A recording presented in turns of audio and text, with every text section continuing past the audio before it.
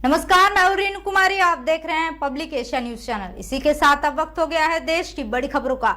पहली खबर की ओर चलते बता दें, पूर्व दिल्ली के न्यू अशोक नगर इलाके के कोंडली मोड़ पर ई रिक्शा वालों का भीड़ लगा रहता है, जिसके कारण स्थानीय लोगों को भारी दिक्कतों का सामना करना पड़ रहा है। इतना ही नहीं, रिक्शा चालकों का इस कदर आतंक है कि ये भीड़ लगातार सवारियों के लिए वहां खड़े रहते हैं, जिससे भारी जाम का भी सामना करना पड़ता है। जानकारी के लिए आपको बता दें, इसी टी पॉइंट कोंडली से तल्लूपुरा रोड के पास इन ई रिक्शा वालों का समूह लगा रहता है। वहीं आसपास देखा जाए तो 3 से 4 छोटे बच्चों के स्कूल भी हैं, जो कि सुबह जाते समय छोटे बच्चों को भी कई बार ई रिक्शा के कारण दुर्घटनाओं का भी सामना करना पड़ता है।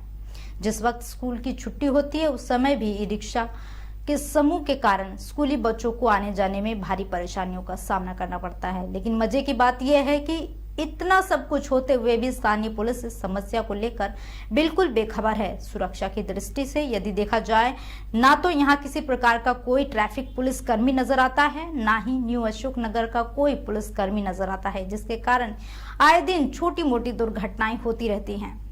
आइए दिखाते हैं आपको ई रिक्शा की कुछ तस्वीरें।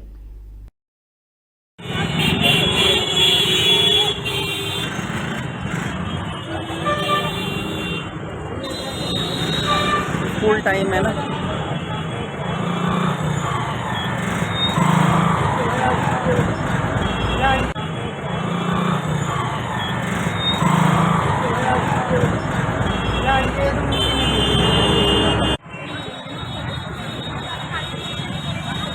और यहाँ पे जाम भी है, यहाँ पे जाम भी है। यहाँ जाम है तो भी यहाँ पे गली गली से निकल जाओ। अरे स्ट्रीट पे चलते हैं ना, रिक्शा भारी चल जाएगा। और अगली खबर की ओर चलते बता दें, दिल्ली यूनिवर्सिटी के पीजीडीएवी कॉलेज में आज से Swami Dayanand Saraswati inter college T20 day and night cricket tournament का आयोजन किया गया है।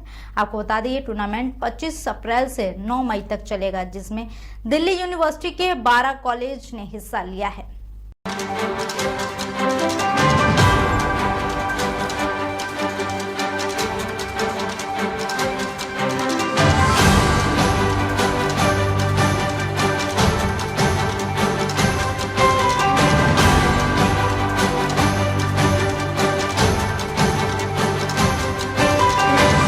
और अगली खबर की ओर चलते बता दें, संदीप माहेश्वरी और डॉक्टर विवेक बिंद्रा के बीच पिछले साल दिसंबर 2023 में शुरू हुआ विवाद अभी भी थमने का नाम नहीं ले रहा है। यूट्यूबर वीडियो से शुरू ये मामला आज कोर्ट तक पहुंच चुका है। इतने महीने से दोनों ही पक्षों की तरफ से कोई भी ऑफिशियल स्टेटमेंट सामने नहीं आई थी, लेकिन हाल ही में डॉक्टर विवेक बिंद्रा ने एक प्रेस कॉन्फ्रेंस करके और फिर यूट्यूब पर वीडियो डालकर अपना पक्ष और पूरा मामला जनता के सामने रखा है।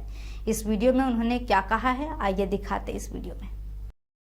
महेश्वरी पर रिस्ट्रेन ऑर्डर है और कोर्ट ने उनको मना कर दिया है कि वो कुछ नहीं कह सकते, क्योंकि उन्होंने प्राइमा फेसी एक गलत काम किया है, जिसको भी कोर्ट ने माना है।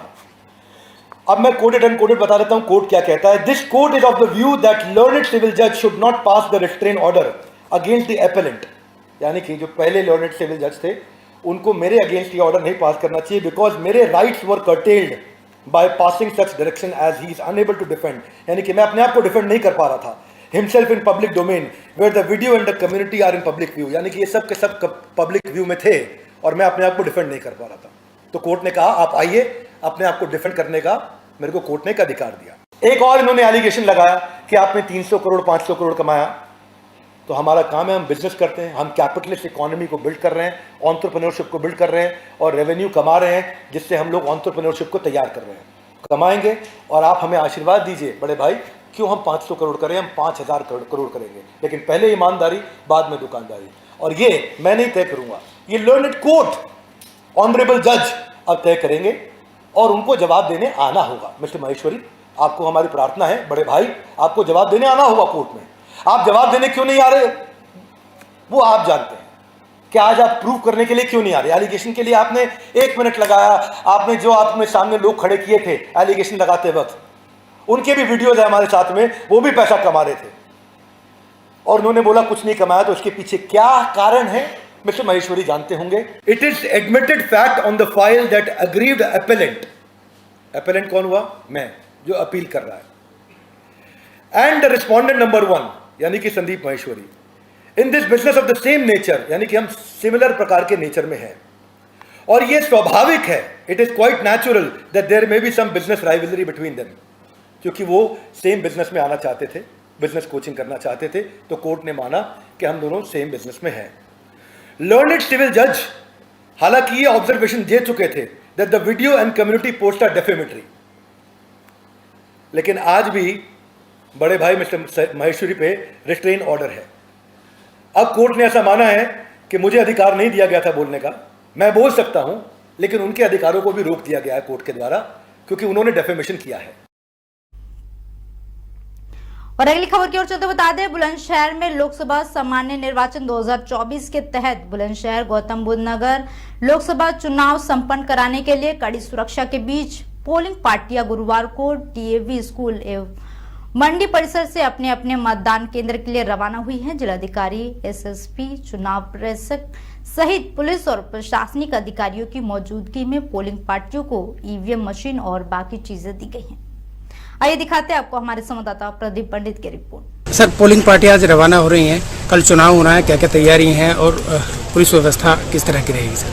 कल 26 तारीख को बुलंदशहर जनपद में 2 लोकसभा क्षेत्र, एक लोकसभा क्षेत्र बुलंदशहर जो कि पूर्ण रूप से और लोकसभा क्षेत्र आंशिक रूप से इनके सभी मतदान केंद्रों पर वोटिंग होनी है।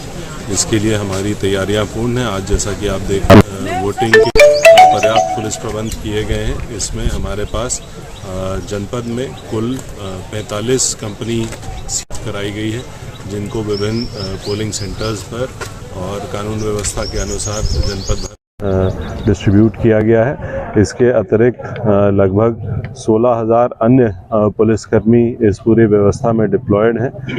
पूरे जनपद को 33 जोन और 191 सेक्टर्स में डिवाइड करके इनमें सेक्टर और जोनल पुलिस ऑफिसर्स और मजिस्ट्रेट की ड्यूटी लगाई गई है, जो निरंतर भ्रमणशील रहेंगे और शांतिपूर्ण मतदान सुनिश्चित करेंगे। इसके अतिरिक्त कुछ स्ट्रेटेजिक पॉइंट्स पर हम लोगों ने पुलिस डिप्लॉयमेंट किया है। जनपद की सीमाएं सील रहेंगी और सीमाओं पर ऐसे 33 स्थान हैं जहां पर कि बैरियर लगाकर निरंतर चेकिंग होते रहेगी। इसके अतिरिक्त सोशल मीडिया पर विशेष निगरानी रखी जा रही है।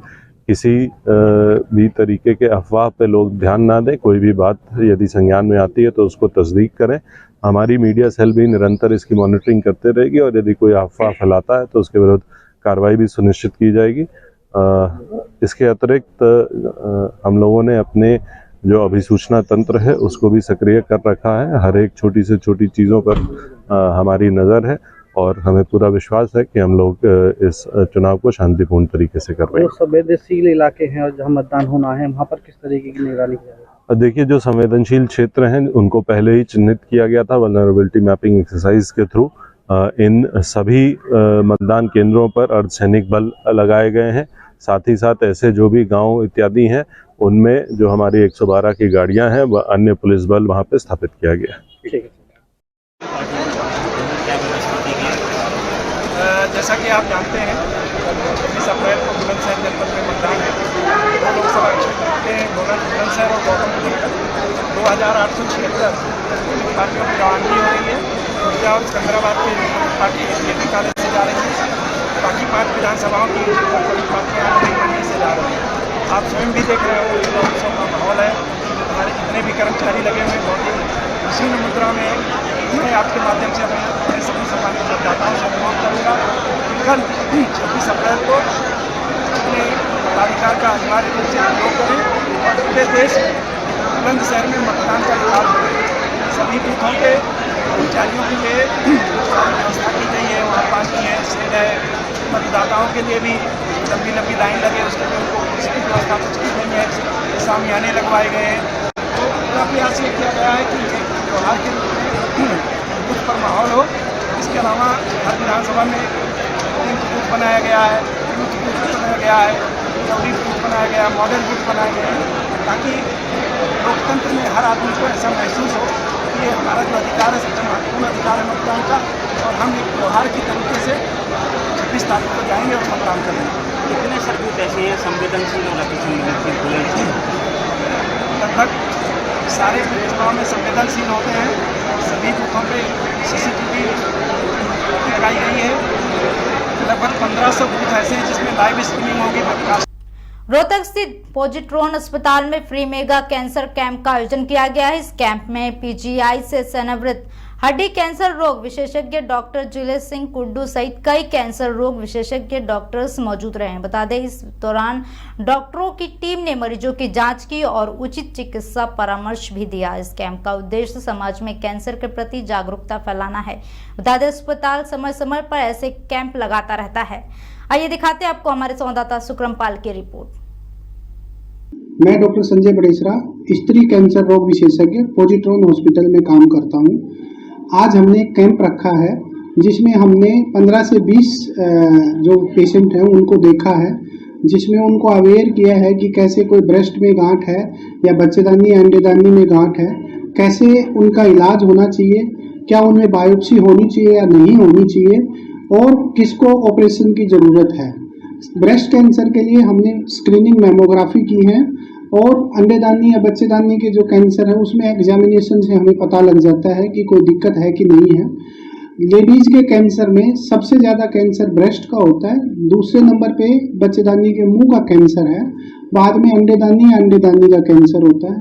इनमें इलाज मुख्यतः ऑपरेशन के बाद में अगर कीमोथेरेपी की ज़रूरत है तो कीमोथेरेपी, या फिर अगर उसको रेडिएशन की ज़रूरत है तो रेडियोथेरेपी की ज़रूरत होती है। सारी टीम मिलकर ये काम करती है। पॉजिट्रॉन में हम ट्यूमर बोर्ड में सब पेशेंट डिस्कस करते हैं और जिस पेशेंट को जो उचित इलाज होता है उसको हम देने का वो करते हैं। और आगे हमारी यही टेंडेंसी है कि ऐसे कैंप रखे जाएं, लोगों को अवेयर किया जाए और उनका थोड़ा सा मार्ग प्रदर्शन किया जाए कि कैंसर लाइलाज बीमारी नहीं है, कैंसर से बचा जा सकता है। धन्यवाद। दर्शक जो मरीज आए हैं आपको क्या? हाँ जी डॉक्टर, मैं doctor Julesh Singh Kundu, orthopaedic surgeon और ऑर्थोपेडिक ऑन्कोलॉजिस्ट पॉजिट्रॉन हॉस्पिटल। मैं आज बोन और सॉफ्ट टिश्यू ट्यूमर्स के बारे में और उनकी अवेयरनेस के बारे में थोड़ा सा बताऊंगा। बोन और सॉफ्ट टिश्यू के जो कैंसर या ट्यूमर होते हैं वो इतने ज़्यादा कॉमन है, जैसे कि कार्सिनोमा कहते हैं उनको। हमारे वक्त जो बोन और सॉफ्ट टिश्यू ट्यूमर है उनको हम सार्कोमा बोलते हैं। और बाकी जो पेट में है, ओवरीज में है, लीवर में है, लंग में है, वो कार्सिनोमा होते हैं, वो ज़्यादा कॉमन है। लेकिन फिर भी अपना इतना बड़ा देश है, बहुत पेशेंट हमारे पास आते हैं बोन और सॉफ्ट टिश्यू कैंसर के जो बहुत लेट हो जाते हैं। और जैसे ही बोन ट्यूमर या कैंसर का पता लगता है पेशेंट सबसे पहले डरता है और उसको ये लगता है कि कैंसर डिटेक्ट हो गया तो मेरा बस और कुछ नहीं, मैं मरूंगा। लेकिन ऐसा नहीं है। अभी भी मैं ये कह सकता हूँ कि बहुत कोई अभी ट्रीटमेंट, काफ़ी अच्छी क्वालिटी के ट्रीटमेंट अवेलेबल हैं इंडिया में और अच्छे सेंटर अभी बोन कैंसर के लिए इंडिया में आने लग रहे हैं। और सबसे इम्पोर्टेंट है कि 3 किस्म का इलाज होता है इसमें। एक सर्जरी, अगर कोई ट्यूमर जो प्राइमरी जो अगर सर्जिकली रिसेक्टेबल ट्यूमर तो उसको निकाल देना चाहिए।